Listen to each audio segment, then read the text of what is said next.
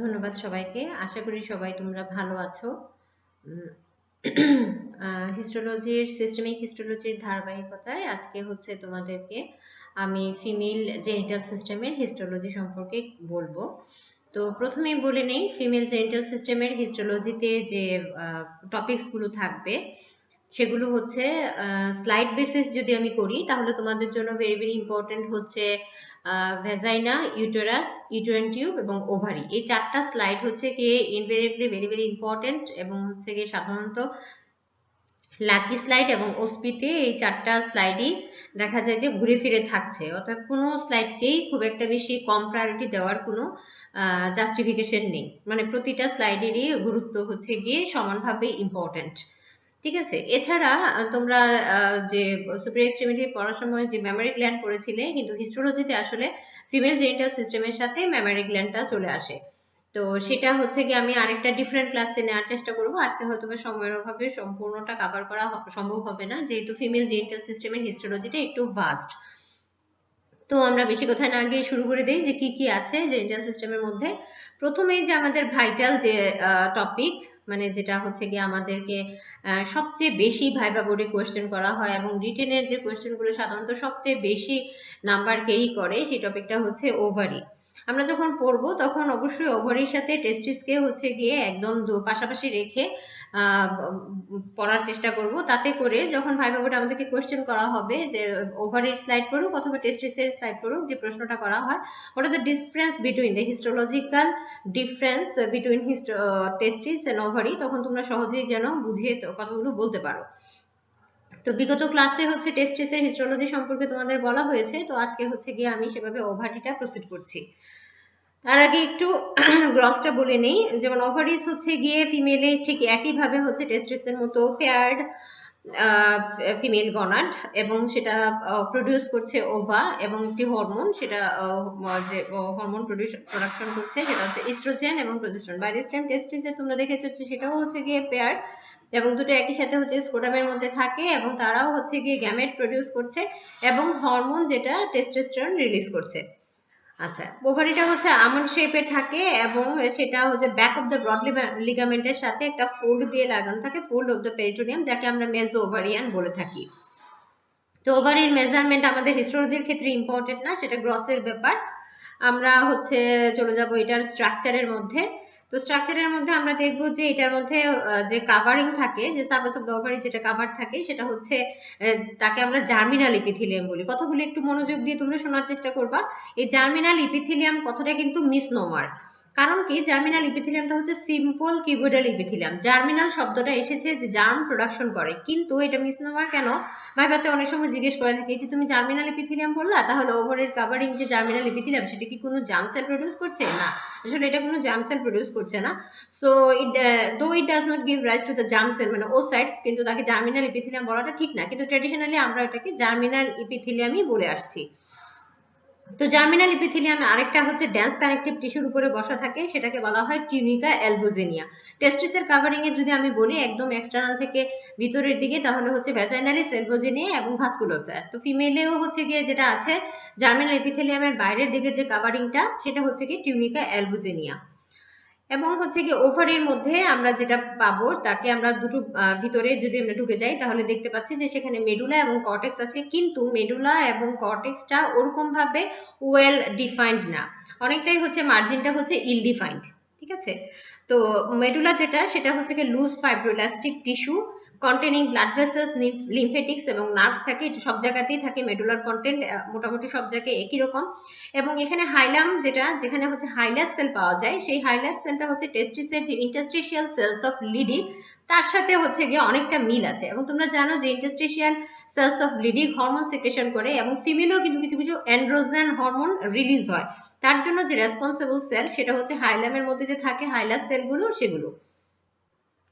প্রত্যেকটা কথাই ভাইবার জন্য ইম্পর্টেন্ট, এবং হচ্ছে কি আমি খুব ইলাবোরেট ফর্মে বলবো না, যেগুলো হচ্ছে পরীক্ষা রিলেটেড কথাবার্তা সেই সম্পর্কে বলবো। সো তোমরা মনোযোগ দিয়ে আমার কথাগুলো থেকে পয়েন্ট আউট করার চেষ্টা করবা।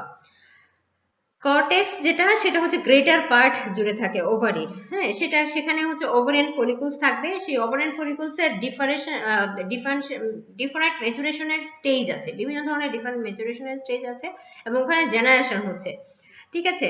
এছাড়া হচ্ছে কি এটা কন্টেন্ট করবে হচ্ছে কর্পাস লুটিয়াম, কর্পাস এলভিকেন্স। প্রত্যেকটা জিনিস আমি ভেঙে ভেঙে আবার বলবো, কর্পাস লুটিয়াম এবং কর্পাস এলভিকেন্স। তো আমরা আপাতত জিস্ট কথাটা যা জানি যে কর্টেক্স যেটা সেটা বড় জায়গা জুড়ে থাকে, সেখানে ওভারিয়ান ফলিকুলস থাকে, ফলিকুলসের different stage of the maturation থাকে, ডিজেনারেশন থাকে, এবং একই সাথে কর্পাস লুটিয়াম এবং কর্পাস এলভিকান্স থাকে, ঠিক আছে। এই এতটুকু পর্যন্ত কথাগুলো হচ্ছে খুবই ইম্পর্টেন্ট, ভাইটাল। এখন চলে আসো, আমি যে বললাম ওভারিয়ান ফলিকুল, তার যে বললাম যে স্টেজ অফ দ্য ম্যাচুরেশন, বিভিন্ন ধরনের স্টেজ আছে, তো তারা কি কি, তারা প্রত্যেকটার আলাদা আলাদা শর্ট নোট আসে। যেমন ধরো আমি বলি primordial follicle, primary follicle, secondary follicle, Graafian follicle. প্রত্যেকটা জিনিসেরই হচ্ছে তোমার শর্ট নোট আসতে পারে, যে কোনো একটারই শর্ট নোট আসতে পারে, যে কোনো একটাকে ধরেই তোমার ড্রয়ের লেভেল আসতে পারে। সো তুমি কাউকে হচ্ছে গিয়ে কম ইম্পর্টেন্স দেওয়ার কোনো প্রয়াস নেই। আচ্ছা, প্রিমোডিয়াল ফলিকুলে যদি আমি চলে যাই তাহলে কি পাবো, যে ওভারিয়ান ফলিকুলগুলোর মধ্যে যে প্রিমোডিয়াল ফলিকুল আছে তারা হচ্ছে সবচেয়ে স্মলেস্ট এবং সবচেয়ে সিম্পলেস্ট ইন স্ট্রাকচার, তাদের স্ট্রাকচারটা সবচেয়ে সিম্পলেস্ট, এবং তাদের লেংথ হচ্ছে কি 20 to 25 মাইক্রোমিটার। লেংথ সহ পড়তে হবে, প্রত্যেকটা ফলিকুলের যে স্টেজ, যে ধারাবাহিক বা ক্রনোলজি, তাদের প্রত্যেকটার হচ্ছে কি লেংথ ভাইভা বোর্ডের জন্য ভেরি ভেরি ইম্পর্টেন্ট। এবং এই যে প্রিমোডিয়াল ফলিকুলগুলো, তাদের মধ্যে হচ্ছে একটা সিঙ্গল লেয়ারের স্কোয়ামাস ফলিকুলার সেলের কাভারিং থাকে, ঠিক আছে, single layer of the squamous follicular cell থাকে। তো প্রিমোডিয়াল ফলিকুলগুলো কি হবে, বাই দিস টাইম প্রিমোডিয়াল ফলিকুলগুলো থেকে তারপর প্রাইমারি ফলিকুল তৈরি হবে। প্রাইমারি ফলিকুলগুলো কি হবে, প্রাইমারি ফলিকুলগুলো তার মধ্যে একটা হরমোনাল ইনফ্লুয়েন্স আছে, ফলিকুলার স্টিমুলেটিং হরমোন।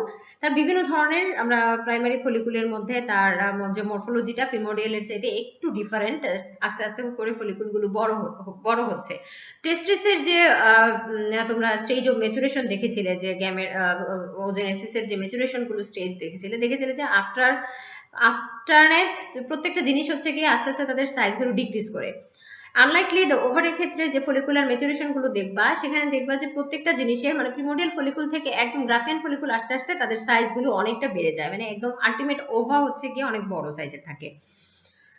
তো প্রাইমারি ওসাইটের মধ্যে কি থাকবে, প্রাইমারি ফলিকুলের মধ্যে আমরা প্রাইমারি ওসাইট পাবো। প্রাইমারি ওসাইট গুলোর হচ্ছে এনলার্জ হয়ে যাবে তার সাইজটা, যেখানে আমরা 20 to 25 মাইক্রোমিটার পেয়েছিলাম, এখানে আমরা পাবো 50 to 80 মাইক্রোমিটার। এখানে ফ্ল্যাটেন্ড স্কোয়ামাস ফলিকুলার সেলগুলো কিউবয়েডাল শেপ হয়ে যাবে। কিউবয়েডালের গুলি আবার একটা যদি লেয়ারও জুড়ে থাকে তখন তাকে আমরা ইউনিলেমিনার বলি, আর যদি সেখানে মাল্টি লেয়ার থাকে তাহলে তাকে আমরা মাল্টিলেমিনার প্রাইমারি ফলিকুল বলি। তারপর ওসাইট গুলো হচ্ছে গিয়ে আবার যে সারাউন্ডিং ফলিকুলার সেল গুলো থাকে তাদের কাছ থেকে হচ্ছে গিয়ে একটা গ্লাইকোপ্রোটিন লেয়ার দিয়ে হচ্ছে গিয়ে আলাদাভাবে ভাগ করা থাকে। প্রাইমারি ওসাইটটা ফলিকুলার সেলগুলো থেকে একটা গ্লাইকোপ্রোটিন লেয়ার দিয়ে ভাগ করা, আলাদা করা থাকে, ডিফারেন্সিয়েট করা থাকে। সেই গ্লাইকোপ্রোটিন লেয়ারটাকে আমরা বলি যে জোনা পেলোসিডা। তো শর্ট নোট আসতে পারে জোনা পেলোসিডার ইম্পর্টেন্স ইত্যাদি। এছাড়া থাকে তার connective tissue stroma. Connective tissue stroma গুলোর মধ্যে এগুলো অনেক সময় কন্ডেনসেশন হয় এবং কন্ডেনসেশন হয়ে থিকা ফলিকুলি তৈরি করে।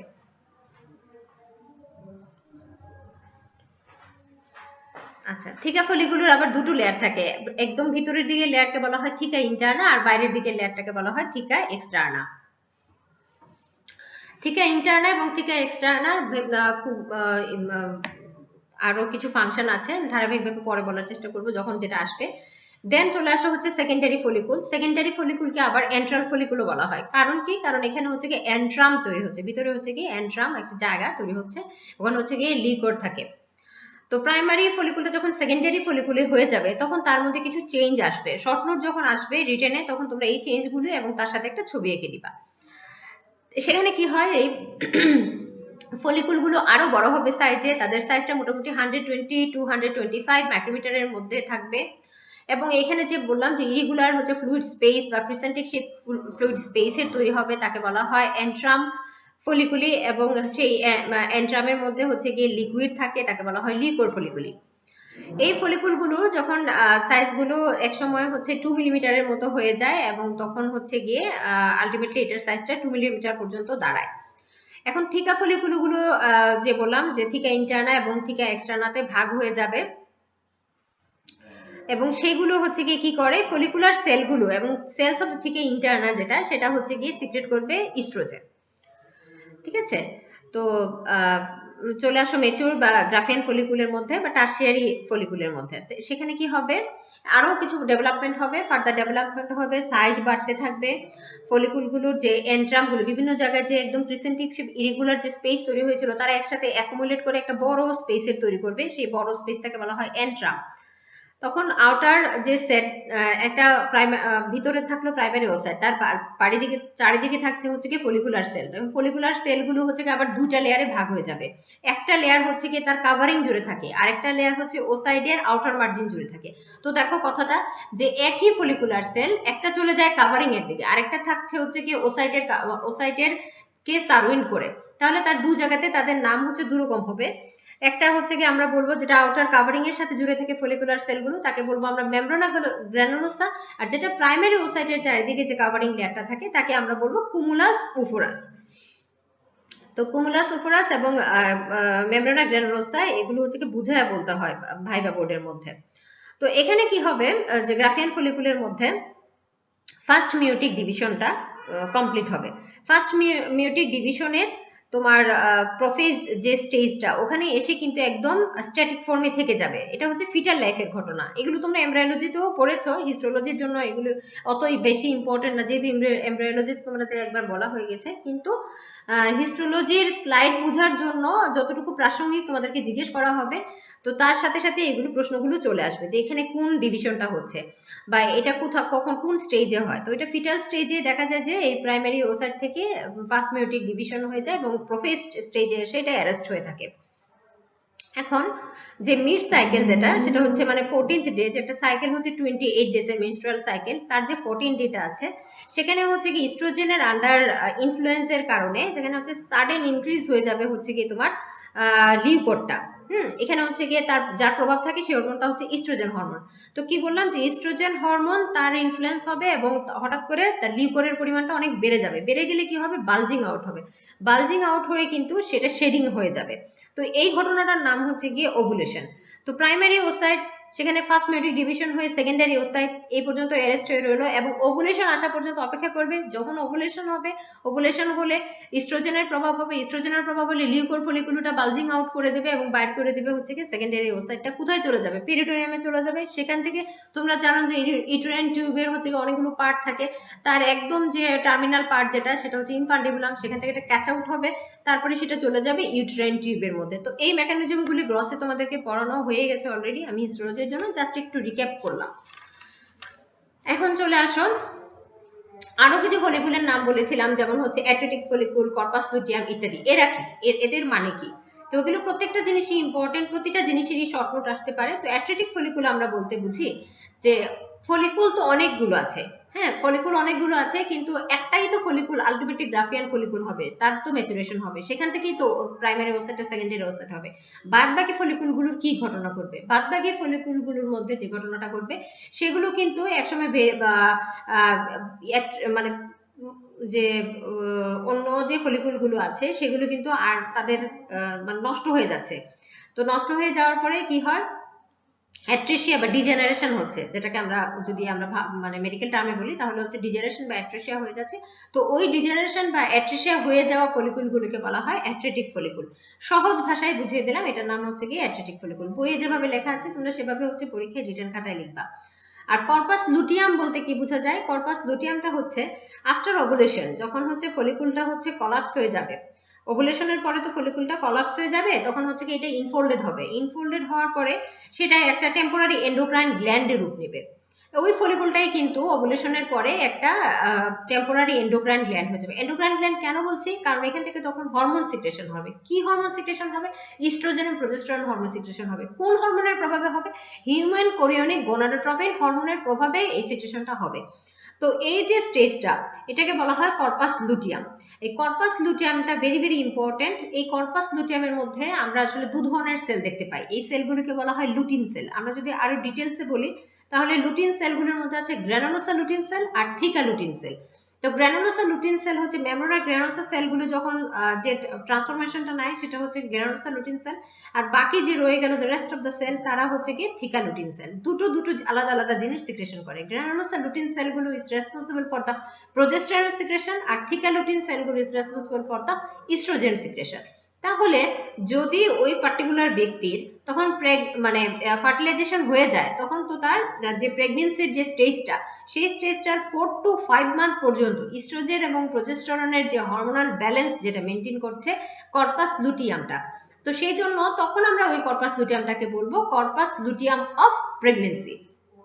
আর যদি সেই ব্যক্তিটার ওভুলেশন না হলো, ফার্টিলাইজেশন না হলো, তখন কি ঘটনা ঘটবে? তখন যে কর্পাস লুটিয়ামটা তৈরি হবে, কর্পাস লুটিয়ামটা তো তৈরি হবেই, কারণ হচ্ছে ওভুলেশনের পরে যখন যে আফটারনেথ যে ঘটনাটা হয়, যে ট্রান্সফরমেশনটা হয়, তাকে আমরা বলি কর্পাস লুটিয়াম। তো সেটার যদি ফার্টিলাইজেশন না হয়, তখন সেই ব্যক্তির যে কর্পাস লুটিয়ামটা থাকবে সেটা 10 to 12 ডেজ পর্যন্ত থাকে, তারপরে হচ্ছে কি এটা একদম নষ্ট হয়ে যায়। তো 10 to 12 ডেজ পর্যন্ত থাকা কর্পাস লুটিয়ামকে আমরা তখন বলবো কর্পাস লুটিয়াম অফ মেনস্ট্রুয়েশন। আচ্ছা, এরপরে যেটা হবে একদম সেটা কর্পাস লুটিয়াম হবে প্রেগন্যান্সি হোক, কর্পাস লুটিয়াম হবে মেনস্ট্রুয়েশন হোক, যে নষ্ট হয়ে যাওয়া বা ডিজেনারেটেড হয়ে যাওয়া যে কর্পাস লুটিয়ামটা আফটারনেথ সেটা একটা ফাইব্রাস হাইলাইটেড স্কার হয়ে যায়, তাকে আমরা বলবো কর্পাস অ্যালবিকেন্স বা হোয়াইট বডি। আচ্ছা, এই হলো কি আমার মোটামুটি ওভারি সম্পর্কে তোমাদের হিস্টোলজির কিছু কথা। তো হিস্টোলজির ওভারের স্লাইডটা একদম খুবই সহজ, হ্যাঁ, একদম কোনো জটিলতা নাই।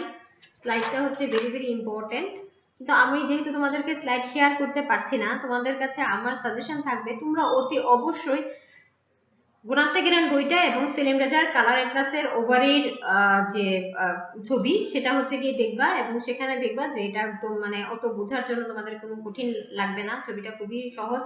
এখন কি লিখবা সেখানে হিস্টোলজিতে, প্রথম পয়েন্ট যেটা লিখবা, this is the histological slide of ovary. আর এছাড়া কি লিখবা যে growing ovarian follicles at various stages of the maturation, ব্র্যাকেটে লিখে দেবা যে primordial follicle, primary follicle, secondary follicle and Graafian follicle. তোমার থার্ড পয়েন্ট হবে simple cuboidal germinal epithelium covering থাকবে। 4 নম্বরে থাকবে হচ্ছে টিউনিকা অ্যালবোজিনিয়া প্রেজেন্ট থাকবে। 5 নম্বরে থাকবে হচ্ছে corpus albicans and atretic follicle may present. এবং তোমরা 6 নম্বরে লিখতে পারো, নাও লিখতে পারো যে sometimes presence of the corpus luteum. ঠিক আছে, তো এই হলো গিয়ে তোমাদের একটা ওভারঅল হিস্টোলজিক্যাল যে পয়েন্টগুলো যেগুলো লিখবা, আইডেন্টিফাইং পয়েন্ট, সেটা সম্পর্কে বললাম। তো ওভারঅল নিয়ে এর বাইরে কিছু তেমন আসবে না, সাধারণত জিজ্ঞেস করা হয় না, তবু তোমরা ইচ্ছা করলে জ্যাঙ্কোরা বইটা একটু দেখে নিতে পারো। সেটার হচ্ছে কি genital system, female genital system একটু মানে ভালো, জ্যাঙ্কোরাটাও ফলো করতে পারো, গুণাস্তেগিরানটাও ফলো করতে পারো, তোমাদের ইচ্ছা। আচ্ছা, এখন হচ্ছে চলে আসো ইউটেরাইন টিউব। ওভারের পরে আমরা চলে যাব ইউটেরাইন টিউবের মধ্যে। ইউটেরাইন টিউবের মধ্যে আমরা স্লাইডটা যেটা দেখব সেটা হচ্ছে গিয়ে তোমার মেল জেনিটাল সিস্টেমের যে আমরা স্লাইড দেখেছিলাম সেই স্লাইডের সাথে অনেকটাই হচ্ছে গিয়ে তোমাদের কনফিউশন লাগতে পারে। যেমন তোমাদের যে যেটা বলে যে স্লাইডটা আমি কতদিন তোমাদেরকে এই জন্য আমাকে প্রশ্ন করেছিল যে আবার বলার জন্য, স্লাইডটার সময় ইয়েটা সাউন্ড বন্ধ হয়ে গিয়েছিল, তো আমি আবার বলেছিলাম সেই ফার্স্ট ডিফারেন্সের সম্ভবত ফার্স্ট ডিফারেন্স বা ডাক্টাস ডিফারেন্সের যে স্লাইডটা, ওইটার সাথে অনেক সময় হচ্ছে কি ওটার স্লাইডটার কনফিউশন হতে পারে। তো স্লাইডটা তোমরা একটু দেখো, ইউটেরাইন টিউবের যে স্লাইড, এই হচ্ছে ইউটেরাইন টিউবের স্লাইড। এটার যে মিউকোসাটা সেখানে হচ্ছে গিয়ে দেখবা মেল জেনিটাল সিস্টেমের মিউকোসার সাথে অনেকটাই তোমাদের পেস লেগে যেতে পারে, কিন্তু আমি একটা ক্লু বলে দেই, এই যে ইউটেরাইন টিউবের মিউকোসার স্লাইডের মধ্যে যে প্যাটার্নটা দেখতে পাচ্ছ, এখানে কিন্তু কোনো ধরনের অ্যানাস্টোমোটিং থাকবে না, অ্যানাস্টোমোসিস থাকে না, কিন্তু মেল জেনিটাল সিস্টেমের মিউকোসার মধ্যে যে ফোল্ডিংটা থাকবে, একটা ফোল্ডিং এর সাথে আরেকটা ফোল্ডিং এর অ্যানাস্টোমোসিস থাকে। এটা হচ্ছে গিয়ে একটা মাইনর ডিফারেন্স আর কি, তোমরা মেল এবং ফিমেলের স্লাইডগুলোর মধ্যে যে অনেক সময় যদি তোমাদেরকে কনফিউশন লাগে, তো এটা দিয়েও তোমাদের কিছু হেল্প হতে পারে। আচ্ছা, তো ইউটেরাইন টিউবের মধ্যে তোমরা জানো যে এর হচ্ছে 4টা পার্ট থাকে, ইনফান্ডিবুলাম, তারপর হচ্ছে এম্পুলা, তারপর হচ্ছে ইসমাত এবং হচ্ছে ইন্ট্রামুরাল পার্ট। তো এই হলো গিয়ে 4টা পার্ট, তার মধ্যে ইনফান্ডিবুলামটা ক্যাচ করলো, তারপর হচ্ছে গিয়ে এম্পুলা হয়ে ইসমাস হয়ে তারপর ইন্ট্রামুরাল পার্টে গিয়ে ঢুকে ইউটেরাইন টিউবের মধ্যে চলে যায়। তারপর সেখানে যদি স্পার্ম থাকে তাহলে সেখানে ফার্টিলাইজেশন হবে আইদার অ্যান্টেরিয়র এবং posterior wall of the fundus of the uterus. এখন হচ্ছে গিয়ে ইউটেরাইন টিউবের মধ্যে আমরা যে স্ট্রাকচারটা পাবো, হিস্টোলজিক্যাল স্ট্রাকচার, তাকে আমরা ইনসাইড টু আউটসাইড তিনটা ভাগে ভাগ করব, একই রকম মেল জেনিটাল সিস্টেমের মতো, যেমন হচ্ছে মিউকোসা, মাসল কোট এবং হচ্ছে সেরোসা। এখানে যে আমরা মিউকোসাটা পাবো সেখানে হচ্ছে লাইনিং এপিথেলিয়ামটা হচ্ছে সিম্পল সিলিয়েটেড কলামনার ইপিথেলিয়াম, এবং এখানে যে দু ধরনের সেল পাওয়া যায়, ভেরি ভেরি ইম্পর্টেন্ট, একটা হচ্ছে সিলিয়েটেড কলামনার সেল আর একটা হচ্ছে নন সিলিয়েটেড পেগ সেল। দুটোই হচ্ছে কি ইম্পর্টেন্ট। সিলিয়েটেড সেলগুলো হচ্ছে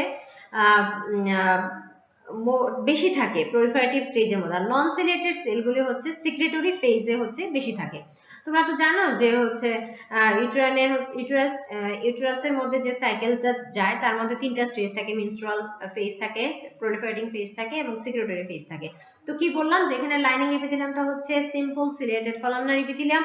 দু ধরনের সেল পাওয়া যায়, একটা হচ্ছে সিলিয়েটেড সেল আর একটা হচ্ছে নন সিলিয়েটেড পেগ সেল। তো সিলিয়েটেড সেলগুলো হচ্ছে গিয়ে তখন তোমার প্রলিফারেটিভ স্টেজে বেশি পাওয়া যায়, আর সিক্রেটরি ফেজে হচ্ছে নন সিলিয়েটেড সেলগুলো বেশি পাওয়া যায়।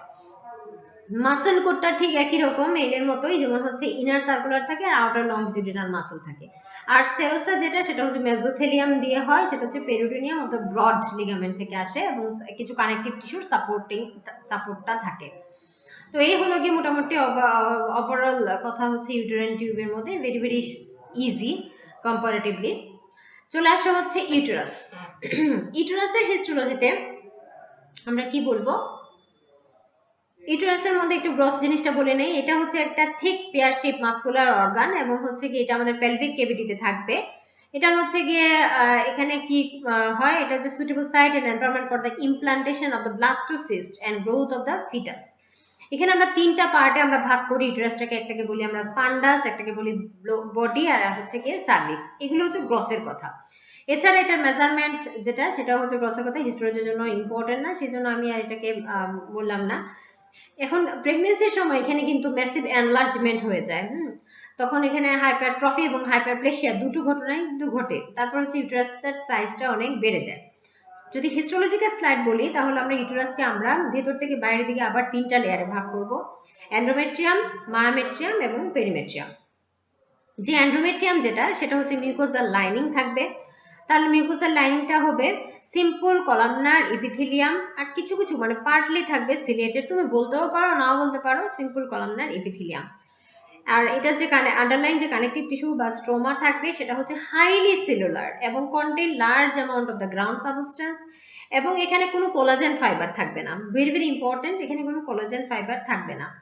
আর লেমিনা প্রোপ্রিয়াতে প্রচুর পরিমাণে হচ্ছে ব্লাড ভেসেলস থাকবে এবং গ্ল্যান্ডস থাকবে। সেই গ্ল্যান্ডসটার টাইপ হচ্ছে সিম্পল টিউবুলার ইউটেরাইন গ্ল্যান্ডস। আচ্ছা, এন্ডোমেট্রিয়ামের মধ্যে আবার দুটো লেয়ার থাকে, একটা হচ্ছে ফাংশনাল যেটা লেয়ার, সেটা হচ্ছে স্ট্রেটাম ফাংশনালি, সেটা 2/3 জুড়ে থাকে, সুপারফিশিয়াল 2/3, আর একটা হচ্ছে বেজাল লেয়ার যেটা হচ্ছে স্ট্রেটাম বেজালি, সেটা হচ্ছে 1/3 জুড়ে থাকে।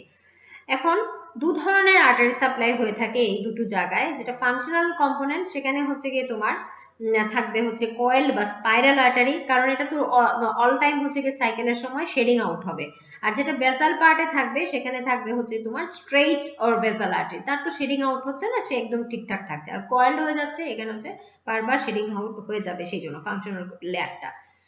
এটা হচ্ছে কি সাইক্লিক্যাল চেঞ্জের মধ্যে টেক্স পার্ট, ফাংশনাল অংশটা, আর বেসাল পার্টটা এটা ডাজন্ট টেক পার্ট। আচ্ছা, তারপরে চলে আসো মায়োমেট্রিয়াম। মায়োমেট্রিয়াম মানে মাসল কোট, এখানে হচ্ছে 15 মিলিমিটার থিক, কিন্তু প্রেগন্যান্সিতে হচ্ছে এটা আরো মেসিভ আকার ধারণ করে due to hypertrophy and hyperplasia. এখানে হচ্ছে গিয়ে হাই ভাস্কুলার কোট পাওয়া যায়, এটাকে বলা হয় স্ট্রেটাম ভাস্কুলারি। এই জায়গাতেই হচ্ছে মাসল কোটে এই ঘটনাটা ঘটে থাকে, হাইপারট্রফি এবং হাইপারপ্লেসিয়া। তারপর আসো পেরিমেট্রিয়াম। পেরিমেট্রিয়াম হচ্ছে বাইরের দিকের যে সেরাস কোটটা, এটা হচ্ছে মেসোথেলিয়াল লাইনিং থাকবে, সেটা হচ্ছে সিম্পল স্কোয়ামাস এপিথেলিয়াম। পেরিটোনিয়ামের লাইনিং সিম্পল স্কোয়ামাস এপিথেলিয়াম, ইউরোথেলিয়ামের লাইনিং, পেরিটোনিয়ামের লাইনিং, মেসোথেলিয়ামের লাইনিং, সবকিছু হচ্ছে গিয়ে পেরিটোনিয়াম রিলেটেড যেগুলো, সেগুলো সব ক্ষেত্রে আমরা সিম্পল স্কোয়ামাস এপিথেলিয়াম বলবো, বা তাকে সহজ ভাষায় মেসোথেলিয়াল লাইনিং বলা যায়। এটা হচ্ছে কি একদম কন্টিনিউয়াস করবে কার সাথে, ব্রড লিগামেন্টের সাথে, এটাও ইম্পর্টেন্ট। এখন আসো কি কি সাইক্লিক্যাল চেঞ্জ ঘটে এন্ডোমেট্রিয়ামের মধ্যে। এন্ডোমেট্রিয়াম হচ্ছে কি আমাদের এই তিনটা পার্টের মধ্যে সবচেয়ে ম্যাসিভ ইম্পর্টেন্ট, সবচেয়ে বেশি এমফাসিস দেওয়ার জায়গা, তো এন্ডোমেট্রিয়ামে যেগুলো ঘটে সেটা হচ্ছে প্রথম যে ফেজটা আমরা বলবো যে মেনস্ট্রুয়াল ফেজ, আমি যদি অ্যাকর্ডিং টু দ্য গোনাসাইকেরান বলি, কন্ট্রোভার্সি আছে, এক একটা বইয়ের হতে সাইকেলের মধ্যে তোমরা অদল বদল দেখবে, কিন্তু জিস্ট জিনিস কিন্তু একই। তো আমি যদি প্রথমে সাইকেলের ফার্স্ট স্টেজটাকে মেনস্ট্রুয়াল সাইকেল বলি, তো সেই সাইকেলের ডিউরেশন হচ্ছে 1 to 4 days, এবং সেখানে হচ্ছে এই ফেজটা হচ্ছে ট্রিগার্ড হয় কার দ্বারা, এটা হচ্ছে কি reduced level of the circulating progesterone দ্বারা হচ্ছে এই ফেজটার হচ্ছে ট্রিগার্ড আউট হয়। এবং এটা শুরু হয় কখন, হয় fertilization and implantation fails to occur, যখন সবসময় তার ফার্টিলাইজেশন ইমপ্লান্টেশন হচ্ছে না, সেজন্য হচ্ছে সবসময় হচ্ছে এটা একটা অনগোয়িং প্রসেস আফটার পিউবারিটি মেয়েদের, যেটা এই সাইকেলটা চলতেই থাকে। আর যখন ফার্টিলাইজেশন হয়ে যাবে, ইমপ্লান্টেশন হয়ে যাবে, তখন এটা স্টপ হয়ে যাবে। এবং এটা হচ্ছে গিয়ে কিভাবে তুমি মার্ক করবে, যে ভ্যাজানাল ডিসচার্জ হবে, মেনস্ট্রুয়াল ফ্লো থাকবে যেখানে কন্টেনিং থাকবে ব্লাড, ইউটেরাইন ফ্লুইড এবং fragments of the necrotic endometrial tissue, এটা দিয়ে তুমি তাকে হচ্ছে গিয়ে অ্যাড্রেস করতে পারো। আচ্ছা, এখন কতক্ষণ পর্যন্ত শেডিং হতে থাকে, যখন হচ্ছে গিয়ে যে rho surface of the stratum বেজালি পর্যন্ত থাকে, এই পর্যন্তই হচ্ছে গিয়ে এটা শেডিং আউট হতে থাকে।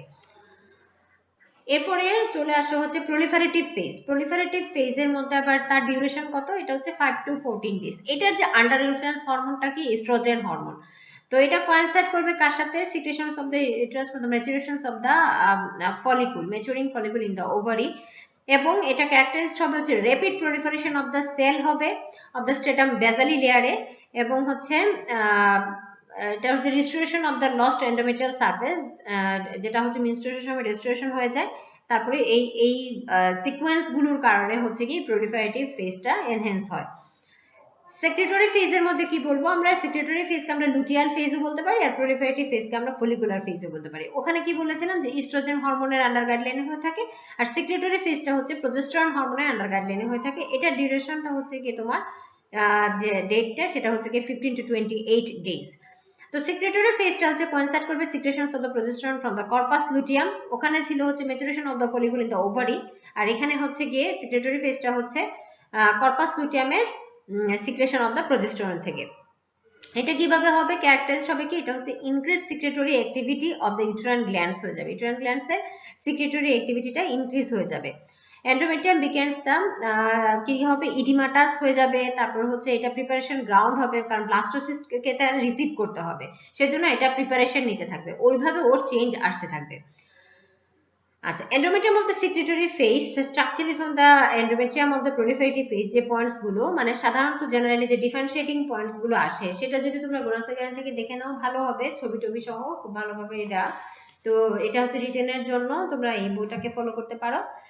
ডিফারেন্সিয়াল পয়েন্ট গুলো অনেক সুন্দর করে হচ্ছে কি এখানে লেখা থাকে। তো কি কি জিনিসগুলো এখানে তোমরা পয়েন্ট আউট করবে, সেটা হচ্ছে যেমন ধরো প্রলিফারেটিভ ফেজের থিকনেসটা কম থাকবে দেন দ্য সেক্রেটরি ফেজ। প্রলিফারেটিভ ফেজের যদি থিকনেসটা 2 to 3 মিলিমিটার থাকে, সেক্রেটরি ফেজের থিকনেসটা হবে 4 to 6 মিলিমিটার। লাইনিং এপিথেলিয়াম হচ্ছে সিম্পল কলামনার প্রলিফারেটিভ ফেজে, আর ওখানে হচ্ছে হাইপারট্রফাইড কলামনার এপিথেলিয়াম। আর ইউটেরাইন গ্ল্যান্ডগুলোর এখানে কি হবে, এখানে ফিউ নাম্বার থাকবে, সিম্পল স্ট্রেইট টিউবুলার গ্ল্যান্ড থাকবে, এখানে no synthesis and storage of the glycogen থাকবে, এখানে no secretory material of the glandular lumen থাকবে। ঠিক এই কথাগুলিরই রিভার্স কথা হবে কি সেক্রেটরি ফেজে। প্রলিফারেটিভ ফেজে যেসব জিনিসকে তোমরা বলেছিলে তার রিভার্স করে দাও, যেমন মেনি বা হাইলি টর্সাস গ্ল্যান্ড থাকবে, উইথ ডাইলেটেড লুমেন হবে, synthesis and storage of the glycogen হবে, কারণ তাকে তো ব্লাস্টোসিসকে রিসিভ করার জন্য একটা কমফোর্টেবল এনভায়রনমেন্ট তৈরি করতে হবে, এবং লুমেন গুলো ফিল্ড হয়ে যাবে সিক্রেশন রিচ ইন গ্লাইকোজেন এবং গ্লাইকোপ্রোটিন দিয়ে। স্ট্রোমা যেটা, সেটা প্রলিফারেটিভ ফেজের ক্ষেত্রে হাইলি সেলুলার এবং নন এডিমাটাস থাকে, আর সেক্রেটরি ফেজে কিন্তু সেটা থাকবে হাইলি ভাস্কুলার এবং হচ্ছে ইডিমাটাস। আর যেটা গ্রানুলোসাইট গুলো সেখানে হচ্ছে কম নাম্বারে থাকবে প্রলিফারেটিভে, বেশি নাম্বারে থাকবে সেক্রেটরি ফেজে। মাইটোটিক ফিগার গুলো বেশি থাকবে হচ্ছে গিয়ে প্রলিফারেটিভে, আর কম থাকবে হচ্ছে সেক্রেটরি ফেজে। স্পাইরাল আর্টারি গুলো কিন্তু superficial part of the endometrium পর্যন্ত রিচ করতে পারবে না, এবং তারা কম কয়েল থাকবে। কি বললাম, স্পাইরাল আর্টারি গুলো সুপারফিশিয়াল পার্ট অফ দ্য এন্ডোমেট্রিয়ামকে রিচ করতে পারবে না, এবং তারা কম কয়েল থাকবে। বাই দিস টাইম সেক্রেটরি ফেজের মধ্যে তারা superficial part of the endometrium পর্যন্ত রিচ করবে এবং বেশি কয়েল হয়ে যাবে এবং প্রমিনেন্ট থাকবে। তো যে পয়েন্টস গুলো বললাম সেগুলো ভেরি ভেরি ইম্পর্টেন্ট, সেগুলো হচ্ছে ছবি দেখলেও বোঝা যায়, আমিও ছবি দেখে দেখে বলেছি। তো ছবি যদি আঁকো এবং সেই পয়েন্টগুলো হচ্ছে গিয়ে তোমাদের মনে রাখা খুব সহজ হবে, এবং ডিফারেন্সিয়েটিং পয়েন্ট লিখো বললে অবশ্যই সেক্রেটরি ফেজ এবং প্রলিফারেটিভ ফেজে তোমার এন্ডোমেট্রিয়ামের ছবি আঁকতে হবে, মাস্ট। আচ্ছা, এখন আসো সার্ভিক্স অফ দ্য ইউটেরাস। যদি অতটা হচ্ছে কি আমরা ইউটেরাস এই পর্যন্ত বলেই হচ্ছে কি আমরা থেমে যাই, কিন্তু হচ্ছে সার্ভিক্স অফ দ্য ইউটেরাসকেও আমাদের একটু হাইলাইট করতে হবে। সার্ভিক্স অফ দ্য ইউটেরাস কি তোমরা জানো, যেটা lower narrow part of the uterus, যেটার মধ্যে হচ্ছে প্রজেক্ট করে partly vagina through its anterior wall. এখন intravaginal part of the cervix যেটা, সেটা হচ্ছে ভ্যাজাইনাল ফর্নিক্স থাকে এবং তার কাভারিং হচ্ছে স্ট্রেটিফাইড স্কোয়ামাস ইপিথিলিয়াম। তার কাভারিং হচ্ছে স্ট্রেটিফাইড স্কোয়ামাস ইপিথিলিয়াম। এবং এখানে যে আমরা ক্যাভিটিটা পাবো তাকে আমরা বলি সার্ভাইকেল ক্যানেল। এটা কমিউনিকেট করতেছে ইউটেরাইন ক্যাভিটির সাথে ইন্টারনাল ওসের মধ্য দিয়ে, এবং এটা ভ্যাজাইনার সাথে এক্সটার্নাল ওসের মধ্য দিয়ে এটা কমিউনিকেট করে। তাহলে এটা দুদিকে কমিউনিকেশন আছে, একটা হচ্ছে কি তোমার ইউটেরাইন ক্যাভিটির সাথে কমিউনিকেশন, আর একটা হচ্ছে ভ্যাজাইনার সাথে কমিউনিকেশন। এবং এক্সটার্নাল ওসের দিকে তোমার সিম্পল কলামনার এপিথেলিয়াম লাইনিংটা চেঞ্জ হয়ে যায়, চেঞ্জ হয়ে কি হয়, স্ট্রেটিফাইড স্কোয়ামাস এপিথেলিয়াম হয়ে যায়। আর এন্ডোমেট্রিয়াম অফ দ্য সার্ভিক্স যেটা, সেটা হচ্ছে এন্ডোমেট্রিয়াম অফ দ্য বডি এবং ফান্ডাসের চাইতে একটু আলাদা, হিস্টোলজিক্যালি একটু আলাদা। যেমন হচ্ছে এটা হচ্ছে মেনস্ট্রুয়াল সাইকেলের মধ্যে কিন্তু এই সার্ভাইকেল পোর্শনটা কোনো ধরনের পার্ট নেয় না, ঠিক আছে। এবং এটা কিন্তু কখনো শেডও হয় না মেনস্ট্রুয়েশনের সময়। এবং এর মধ্যে কিছু লার্জ ব্রাঞ্চড সার্ভাইকেল গ্ল্যান্ড পাওয়া যায়। এটার হচ্ছে কি অনেক অল্টার্ড সিক্রেটরি অ্যাক্টিভিটি থাকে ডিফারেন্ট ফেজ অফ দ্য সাইকেলের মধ্যে। যদিও সে মেনস্ট্রুয়েশনে সরাসরি ডিরেক্টলি টেক পার্টস করছে না, কিন্তু এখানে যে রয়ে যাওয়া যে গ্ল্যান্ডগুলো আছে তার কিছু সিক্রেটরি মডিফিকেশন থাকে। এবং এটার এই সিক্রেশনটা কেন ইম্পর্টেন্ট, এটা হচ্ছে প্যাসেজ অফ দ্য স্পার্মের জন্য জেনিটাল ট্র্যাক্টের মধ্য দিয়ে, থ্রু দ্য জেনিটাল ট্র্যাক্টে যে প্যাসেজ অফ দ্য স্পার্ম হবে তার জন্য হচ্ছে এটা ইম্পর্টেন্ট। এবং সবচেয়ে মজার ব্যাপার যেটা, এখানে কোনো স্পাইরাল আর্টারিও থাকে না। তো এই হলো গিয়ে আমার সার্ভিক্স অফ দ্য ইউটেরাস সম্পর্কে মোটামুটি কথা। এখন তোমরা স্লাইড যেটা, সেটা হচ্ছে গিয়ে দেখে কি বলবা। ইউটেরাসের স্লাইড হচ্ছে অনেক ধরনের স্লাইডের সাথে তোমাদের কনফিউশন হতে পারে, আসলে প্র্যাকটিক্যালি স্লাইড না দেখালে, আমি আন্ডার মাইক্রোস্কোপ স্লাইড না দেখালে তোমরা কিভাবে হচ্ছে কি জিনিসগুলোর সাথে ডিফারেন্সিয়েট করবা সেটা নিয়ে আমি নিজেও কনফিউজড। সো হোপফুলি তোমরা হচ্ছে গিয়ে কালার ক্লাস বই থেকে সিনেম রেজাল্ট স্লাইডগুলো হচ্ছে গিয়ে সাথে রেখে, পাশে স্লাইড রেখে থিওরিটিক্যালটা যদি পড়ো তাহলে তোমাদের জন্য হচ্ছে অনেকটা কাজে দিবে, তোমাদের জন্য পড়তে অনেক সুবিধা হবে। তো এই হলো কি আমার মোটামুটি ওভারি ইউটেরাইন টিউব এবং ইউটেরাস নিয়ে তোমাদের সাথে আমার কিছু কথা বলা হলো। বাকি যে রয়ে গেল ভেজাইনা এবং হচ্ছে মেমারি গ্ল্যান্ড, সেই মেমারি গ্ল্যান্ডের এবং ভেজাইনার জন্য আমি আরেকটা তোমাদের সেপারেট একটা ক্লাস নিব এবং চেষ্টা করব যে যে টপিকস গুলো তোমাদের সাথে হয়ে গেছে সেই টপিকস গুলোর উপরে ভালো স্লাইড গুলো, যেগুলো আমাদের ডিপার্টমেন্টের সাথে হচ্ছে কোরিলেট করে, সেই স্লাইড গুলো তোমাদের মধ্যে পার্সু করা যায় কিনা। তো আজ এখানেই, ধন্যবাদ সবাইকে।